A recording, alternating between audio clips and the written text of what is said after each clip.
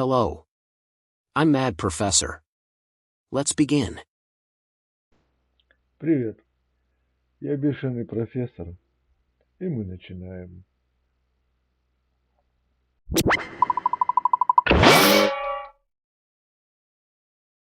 Без слов.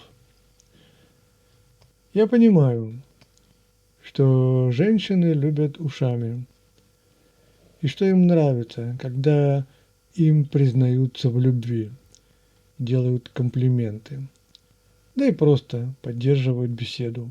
Но попробуйте хоть раз, вместо того, чтобы говорить слова, подойти и дотронуться до нее.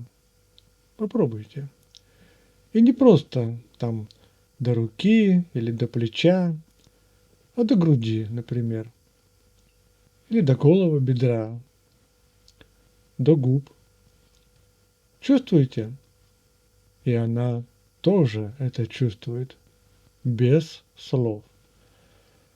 Поскольку у нас в мозгу вербальные впечатления, эмоции от слов рождаются намного позже, чем от тактильных и всех остальных физиологических ощущений. И действуют поэтому они слабее. А прикосновение к реальным эрогенным зонам женщины возбуждает у нее. Просто это ее возбуждает. Это во-первых. А во-вторых, слова могут трактоваться совершенно иначе, если они окрашиваются настроением, обстановкой, прелюдией, контекстом, и тому подобное. Причем не только того, кто их говорит, но и того, кто их слушает. И еще целой кучей факторов, которые на все это влияют. Например, молния долбанула.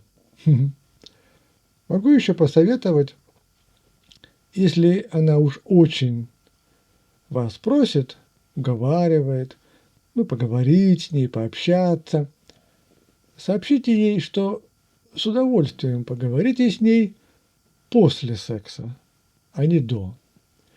Не нужно сидеть с фужером вина на диване и вспоминать, кто такой был Санта-Крус. Сначала секс, а потом уже поговорим, если будет о чем. Или у нее будет желание. И последнее.